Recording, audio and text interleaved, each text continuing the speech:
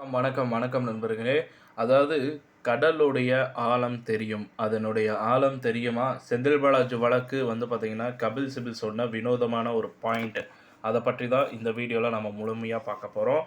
அதாவது அமலாக்கத்துறை வந்து வெறுமனே வந்து பார்த்தீங்கன்னா, கடல மட்டும் பார்க்கக்கூடாதுங்க. கடலுக்குள்ள என்ன இருக்குது அப்படின்றத பார்க்கணும். ஆனா வந்து பார்த்தீங்கன்னா, இவர் வந்து கடல மட்டும் பார்த்துட்டு, உள்ள ஏதோ இருப்பதாக நினைத்துக்கொண்டு கைது செஞ்சிருக்கிறாங்க. அப்படின்ற மாரி சிபில் கபில் சொல்லியிருக்கிறாரு. இன்னைக்கு செந்தில் பாலாஜி வழக்குல வாதம் வந்து வச்சிருக்கிறாரு. அமலாக்கத்துறையால் செந்தில் பாலாஜி கைது செய்யப்பட்ட நிலையில, அவரது மனைவி மேகலா தொடுத்த ஆட்கொணர்வு மனு ஆனது சென்னை உயர்நீதிமன்றத்தில விசாரணை செய்யப்பட்டது. ஸோ அது வந்து பார்த்தீங்கன்னா, இப்ப ப்ராசஸ்ல போயிட்டு இருக்கின்ற நிலையில, ஏற்கனவே 2 நீதிபதிகள் வந்து மாறுபட்ட தீர்ப்பு வழங்கியிருக்கிறாங்க. அந்த நிலையில் 3வது நீதிபதி சிவி கார்த்திகேயன் முன் வழக்கு விசாரணைக்கு வந்தது. இன்று செந்தில் பாலாஜி சார்பாக வழக்கறிஞர் கபில் சிபில் அதாவது வழக்கறிஞர் கபில் சிபில் வந்து பார்த்தீங்கன்னா, இன்னைக்கு வாதம் வைக்கிறாரு. அவர் வந்து தனது வாதத்தில், "எனக்கு இன்றுதான் ஒரு மருத்துவ சிகிச்சை முடிந்தது. இருந்தாலும் நான் இன்று வாதம் செய்கிறேன். சொலிசிட்டர் ஜெனரல் வைத்த சில வாதங்களை பார்த்தபோது மிகவும் வியப்பாக இருந்தது. அமலாக்கத்துறை என்பது போலீஸ் கிடையாது. அவர்களுக்கு போலீஸுக்கான என்ற ஒரு அதிகாரமும் கிடையாது. பிஎம்எல்ஏ சட்டத்தின் கீழ் அமலாக்கத்துறை அமைப்பானது வங்கி அதிகாரிகள், நிதி நிறுவனங்கள் மற்றும் நிதிகளை கையாளும் தரகர்களிடம் ஒருவரிடம் விசாரிக்க முடியும். அவர்களிடம் ஆதாரங்களை வாங்க முடியும். அந்த ஆதாரங்களை அனைத்தும் சேகரிக்கப்பட்டவுடன் அதை வைத்து புகாரை பதிவு செய்ய முடியும். இதை நான் சொல்லவில்லை, உச்சநீதிமன்றம் சொல்கிறது. இந்த புகாரை பதிவு செய்து கைது செய்த பின் புதிதாக ஆதாரங்களை சமர்ப்பிக்க முடியாது. புதிய ஆதாரங்களை சேர்க்கவும் முடியாது. சட்டப்பிரிவின் 50ன் கீழ் வந்து பார்த்தீங்கன்னா, அமலாக்கத்துறை ஒருவர் மீது சந்தேகம் இருந்தால் அவரை விசாரிக்கலாம். அவருக்கு எதிராக புலன் விசாரணை செய்யலாம். அவருக்கு எதிரான ஆதாரங்களையும் திரட்டலாம். அவரை கைது செய்யலாம்.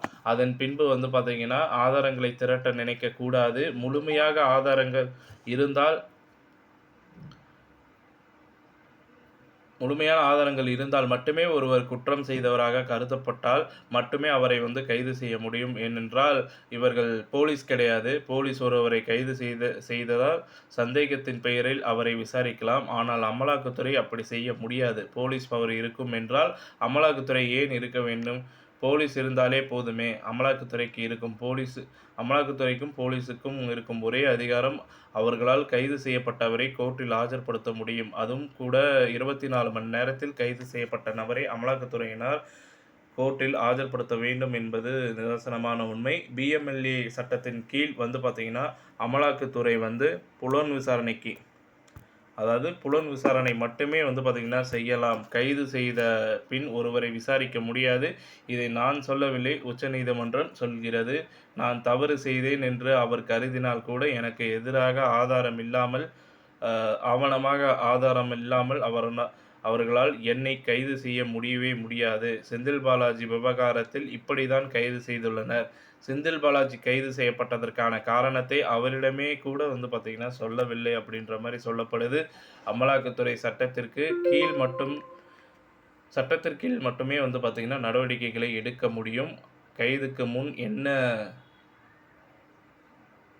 ஆதாரங்களை சிக்குகிறதோ அதை வைத்தே கைது செய்ய முடியும். கைதுக்கு பின் புதிதாக ஆதாரங்களை சேர்க்க முடியாது. புதிதாக விசாரணை பதிவு செய்ய முடியும். ஒருவர் கைது